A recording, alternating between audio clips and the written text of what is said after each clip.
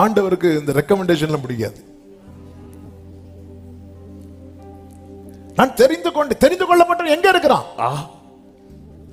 அவங்க அப்பாட்ட போய் கேட்கலாமா, தெரிந்து கொள்ளப்பட்டவன் எங்க இருக்கிறான்? அவன் தெரிந்து கொள்ளப்பட்டவனா? அப்படி கேட்டா நம்மள தெரிந்து கொள்ளப்பட்டவங்க லிஸ்ட்லயே சேர்க்க மாட்டாங்க. இது 7 பேரை முன்னாக கொண்டு வந்து நேரத்தில், உனக்கு வேற பிள்ளையே இல்லையா? போய் ரேஷன் கார்டு எடுத்துட்டு வா. இன்னும் ஒருத்தர் இருக்கிறான், அவன் எல்லாரிலும் இளையவன், அவன் ஆடு மேய்த்து கொண்டிருக்கிறான். ஆடு மேய்ச்சாலும் சரி, என்ன பண்ணிட்டு இருந்தாலும் சரி, இப்ப அவன் வரணும்.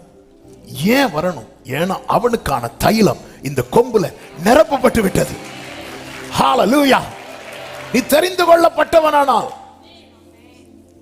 பிரியமான கர்த்தருடைய பிள்ளைகளே, ஒரு புறம் தேவன் தாவீதை ஆயத்தப்படுத்துகிறார், இன்னொரு புறம் அவனுக்கான தைலத்தை ஆயத்தப்படுத்துகிறார்.